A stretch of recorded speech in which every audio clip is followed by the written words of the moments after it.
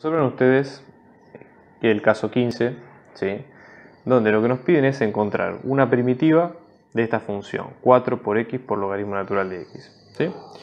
Entonces, veamos un poco la definición de los casos. Acá, para encontrar una primitiva de esta función sería f de x, mayúscula, supongamos, donde en este caso la obtenemos integrando una integral indefinida, la función f de x minúscula, que es la que nos presentan acá.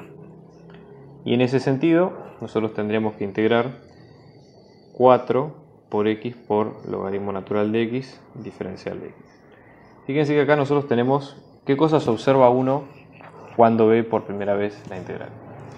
Esta es una constante que está multiplicando, por tanto podemos sacarla fuera de la integral y que esto nos va a quedar 4 por la integral de x logaritmo natural de x diferencial de x. Y estamos ante un caso donde tenemos dos funciones asociadas, es decir, multiplicándose, que son bien distintas. Una función lineal, que es x a secas, y después otra función logarítmica, que es esto que ustedes ven a continuación. Entonces, cuando nosotros tenemos dos partes de una función distintas entre sí, es decir, que son de familias de funciones distintas, es más probable que nosotros usemos la técnica de integración por partes para resolverla. Porque justamente partes permite poder asociar o hacer este cambio entre las dos. Bueno, entonces en este sentido, lo que nos conviene es tomar esas dos partes. ¿Cuál es el criterio que podemos seguir? Hay varios, de hecho hay un orden particular de ecuaciones que se sigue en este sentido. De última, si no se lo acuerdan, piénsenlo de esta manera. Las funciones, las integrales por partes, se van a dividir en dos partes. Una parte u, o a, si quieren, depende de la nomenclatura, y una parte de b. Y básicamente es tomar esas dos funciones por separado y resolverlas por separado.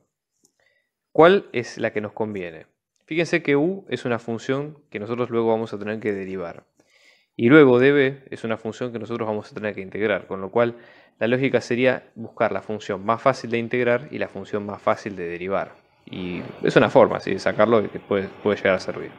Entonces veámoslo en este caso, ¿no? Vamos a tener en cuenta.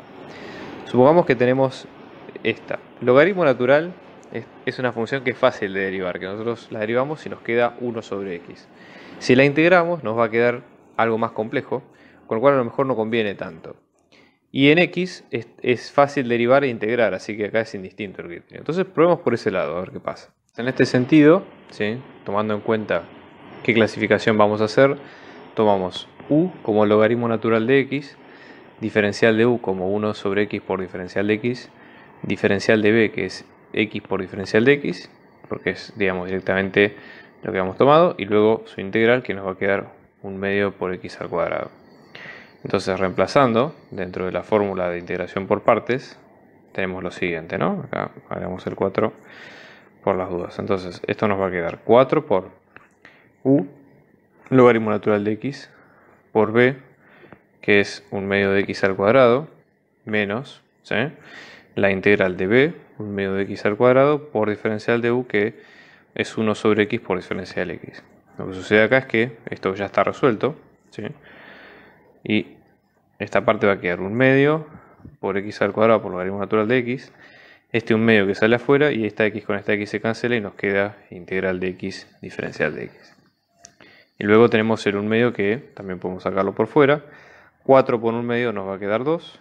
Vamos a tener x al cuadrado por logaritmo natural de x menos esta integral de x por diferencial de x que es x a la 1, lo cual acá va a quedar como 1/2 de x al cuadrado, y todo esto más la constante, ¿no?